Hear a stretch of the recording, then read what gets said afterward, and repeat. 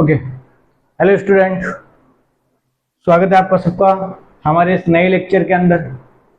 हमारे आज के लेक्चर में हम बेटा फॉलिकुलर डेवलपमेंट या हिंदी के अंदर बात करूं बेटा तो पुटिकीय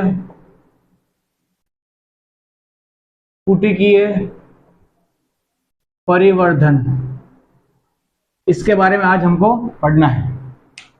लास्ट लेक्चर के अंदर हमने बेटा oogenesis या अंड जनन तक देख लिया था। उस लेक्चर में मैंने आपसे ये कहा था कि oogenesis या अंड जनन को आप मत पढ़ना तब तक जब तक अपना फॉलिकुलर डेवलपमेंट या पुटिकीय परिवर्तन पूरा ना हो जाए। आज हम फॉलिकुलर डेवलपमेंट या पुटिकीय परिवर्तन को पूरा करेंगे।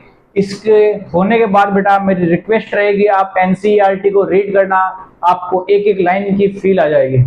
स्टार्ट करते बेटा फॉलिकुलर डेवलपमेंट या पुटिकीय परिवर्तन। तो क्या होता है बेटा, ये हमारा प्राइमरी oocyte या प्राथमिक अंडकाणु अंडक बेटा, इसके बाहर प्राइमरी oocyte के बाहर बेटा बहुत सारी स्ट्रोमा या पीठिका कोशिकाएं आकर लग जाती हैं।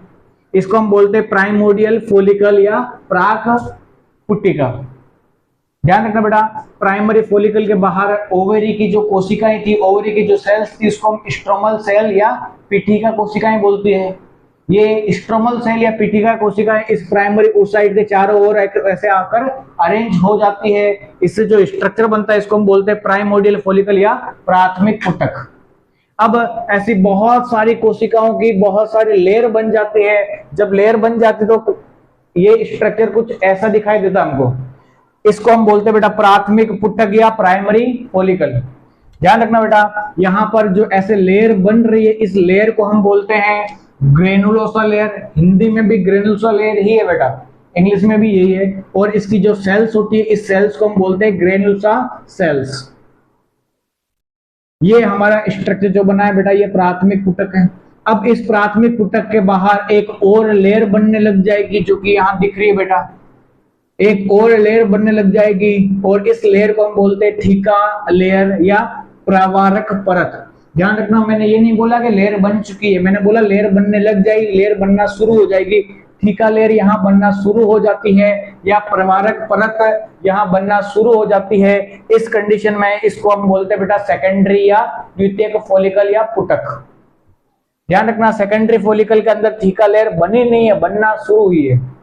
इसके बाद में जब ये लेयर पूरी की पूरी बन जाती है तब इसको हम बोलते हैं बेटा टर्सरी फॉलिकल या तृतीयक पुटक। इसके अंदर जो बाहर वाली थीका एक्सटर्नल लेयर होती है जिसको हिंदी में बाह्य प्रवारक कहते हैं, बाह्य प्रवारक कहते हैं, इससे प्रोजेस्टेरोन निकलता है। और जो अंदर वाली लेयर होती है इसको हम थीका इंटरना या अंतः प्रवारक बोलते हैं और इससे एस्ट्रोजन निकलता है। यहाँ पर थीका एक्सटर्ना से प्रोजेस्टेरोन निकलता है, थीका इंटरना से एस्ट्रोजन निकलता है। लेकिन बेटा एक बात ध्यान रखना, यहाँ पर प्रोजेस्टेरोन उतना नहीं निकलता जितना एस्ट्रोजन निकलता है। यहाँ पर एस्ट्रोजन बहुत बहुत बहुत ज्यादा निकलता है, वहीं प्रोजेस्टेरोन थोड़ा सा ही निकलता है। ध्यान रखना, थीका एक्सटर्ना से बेटा प्रोजेस्टेरोन निकलता है थोड़ा सा और थीका इंटरना से एस्ट्रोजन निकलता है भर भर के, बहुत सारा एस्ट्रोजन यहाँ पर निकलता है। दूसरा बेटा, जब टर्सरी फॉलिकल बनता है तो यहाँ पर एक हार्मोन होता है, हार्मोन का नाम है LH ल्यूटिनाइजिंग हार्मोन। इस LH या ल्यूटिनाइजिंग हार्मोन की वजह से बेटा यहाँ पर ये कोशिकाएं टूटने लग जाती है, फटने लग जाती है, जिसकी वजह से एक कैविटी, एक गुहा बन जाता है, एक स्पेस बन जाता है जिसको हम बेटा एंट्रम कैविटी या गौहर गुहा बोलते हैं। ध्यान रखना, ये मेन कैरेक्टरिस्टिक फीचर होता है इस टर्सरी फॉलिकल का। क्या कहा मैंने बेटा, मैंने कहा है कि ल्यूटिनाइजिंग हार्मोन की वजह से इसके अंदर कैविटी बन जाती है, उसमें पानी भर जाता है। इस कैविटी को हम बोलते हैं एंट्रम कैविटी या गौहर गुहा। और इसके अंदर जो पानी, जो फ्लूइड बना भरा है उसको हम बोलते हैं एंट्रम फ्लूइड या गौहर द्रव्य। ध्यान रखना, ये एंट्रम कैविटी मेन कैरेक्टर होता है इस टर्सरी फॉलिकल का। ये आपका टर्सरी फॉलिकल। इसी टर्सरी फॉलिकल के अंदर एक पतली, ये ग्रीन कलर की आपको दिख रही है बेटा, एक पतली मेम्ब्रेन बनती है। ये एक पतली थिन मेम्ब्रेन, पतली मेम्ब्रेन, थिन मेम्ब्रेन का निर्माण होता है जिसको हम बोलते हैं जोना पेलुसिडा। ये जोना पेल्सिडा बेटा दो काम करती है। एक तो एक से ज्यादा स्पर्म को इसके अंदर आने नहीं देगी। क्या कहा मैंने? एक से ज्यादा स्पर्म को इसके अंदर आने नहीं देगी। दूसरा, एक्टोपिक प्रेगनेंसी, एक्टोपिक प्रेगनेंसी को ये रोकती है। एक्टोपिक प्रेगनेंसी क्या होता है बेटा? आप नॉर्मली जानते हो नॉर्मल प्रेगनेंसी क्या होता है? इधर से एग सेल आई, इधर से स्पर्म आया, दोनों फर्टिलाइज हुए, जाइगोट बना, जाइगोट धीरे धीरे फैलोपियन ट्यूब से बाहर आता जाएगा और जैसे जैसे बाहर आता जाएगा उसका अंदर सेल डिवीजन होता जाएगा, मल्टीसेलुलर स्ट्रक्चर बनता जाएगा और जब वो यूटेरस या गर्भाशय में आएगा तो वहां आकर वो चिपक जाएगा। इसके चिपकने की जो प्रोसेस होती है इसको हम इम्प्लांटेशन या अंतरोपण बोलते हैं। तो ये इम्प्लांटेशन या अंतरोपण कहाँ जरूरी होता है? यूटेरस के अंदर या गर्भाशय के अंदर। अगर बाई चांस ये इम्प्लांटेशन या अंतरोपण बेटा गर्भाशय या यूटेरस के अलावा कहीं और हो जाता है तो बेटा इस कंडीशन को हम बोलते हैं एक्टोपिक प्रेगनेंसी। ये कंडीशन बहुत ही बुरी होती है। इस कंडीशन के अंदर जरूरी होता है उस छोटे से एम्ब्रियो को मदर से बाहर निकाल दिया जाए। तो बेटा ये जोना पेल्सिडा क्या करता है? उस एक्टोपिक प्रेगनेंसी को रोकता है। ये इम्प्लांटेशन नहीं होने देता एम्ब्रियो का फैलोपियन ट्यूब के अंदर। दूसरा बेटा एक से ज्यादा स्पर्म की एंट्री को रोकता है। और कैसे रोकता है बेटा? ये जोना पेल्सिडा एक स्पर्म के एंटर होने के बाद में इसका ध्रुवीकरण या पोलराइजेशन हो जाता है, जिससे उसकी पोलरिटी चेंज हो जाती है, जिसकी वजह से एक से ज्यादा स्पर्म इसके अंदर एंटर कर नहीं पाते हैं। दूसरा बेटा अगली बात यहां पर ध्यान रखना, टर्सरी फॉलिकल ही वो फेज, वो स्टेज होती है जहां पर प्राइमरी oocyte के अंदर मियोसिस फर्स्ट पूरा हो जाता है और क्या बन जाता है? Secondary oocyte।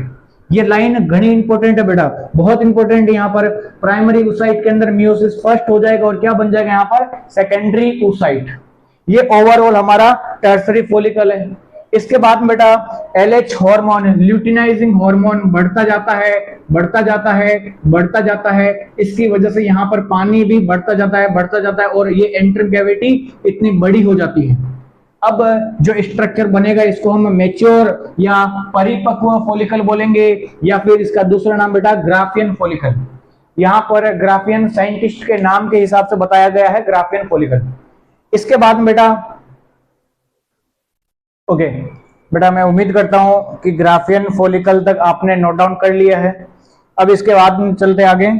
तो अब क्या होगा? ये ल्यूटिनाइजिंग हार्मोन और ज्यादा बढ़ता जाएगा, बढ़ता जाएगा, बढ़ता जाएगा और इसके बढ़ने की वजह से ये जो एंट्रम फ्लूइड है इसका अमाउंट भी बहुत ज्यादा बढ़ता जाएगा, बढ़ता जाएगा। सोच के देखो यहाँ पर ये पानी बढ़ता जा रहा तो क्या होगा? इस थीका लेयर पर प्रेशर पड़ेगा और प्रेशर पड़ने की वजह से ये फट जाएगा, ये रप्चर हो जाएगा। रप्चर होने के बाद में क्या होगा? कुछ ऐसा दिखेगा और यहां से जो सेकेंडरी oocyte है वो फ्री हो जाएगा।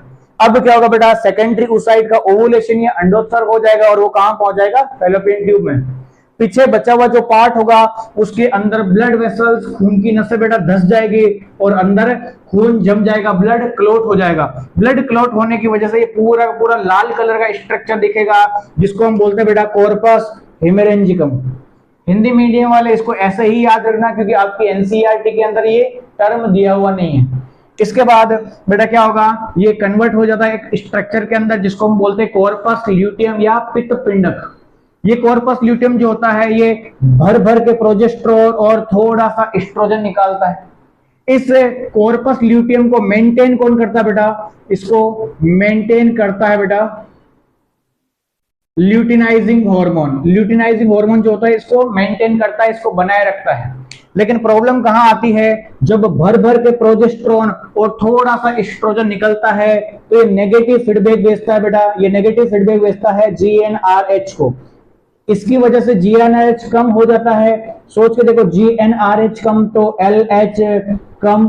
अगर LH कम हो जाएगा तो इसको संभालने वाला अब कोई नहीं रहेगा और अब क्योंकि ये संभालने वाला इसको कोई नहीं रहेगा तो LH कम होने की वजह से क्या होगा? ये सफेद कलर के एक स्ट्रक्चर में कन्वर्ट हो जाएगा जिसको हम बोलेंगे कार्पस एल्बिगम या श्वेत पिंड। ये बेटा कंप्लीट आपका फॉलिकुलर डेवलपमेंट हो गया। एक बार ब्रीफ में मैं वापस बता देता हूं आपको क्या हुआ। प्राइमरी oocyte था, उसके ऊपर स्ट्रोमल या पीठिका कोशिकाएं आकर अरेंज हो गई।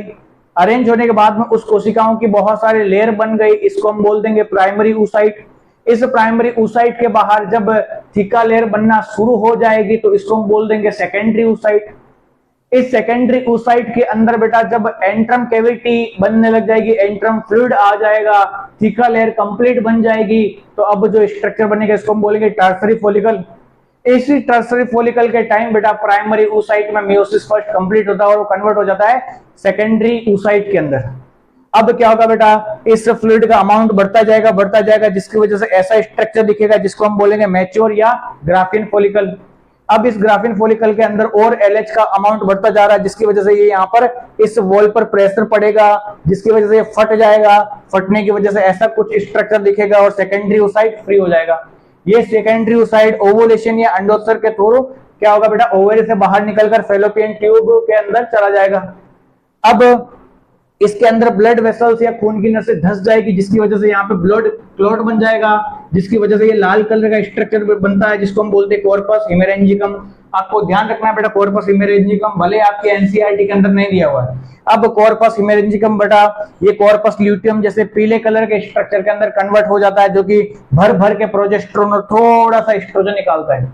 अब जब ये भर भर के एस्ट्रोजन भर भर के प्रोजेस्टेरोन और थोड़ा सा एस्ट्रोजन निकालता है, तो बेटा ये नेगेटिव फीडबैक भेजता है जीएनआरएच को। जब नेगेटिव फीडबैक जाएगा तो जीएनआरएच कम हो जाएगा, एलएच कम हो जाएगा। अगर एलएच कम होगा तो इसको मेंटेन करने वाला कोई नहीं रहेगा, तो ये बेटा ये डीजनरेट हो जाएगा, ये खत्म हो जाएगा और किसमें कन्वर्ट हो जाएगा, कॉर्पस एल्बिगन में।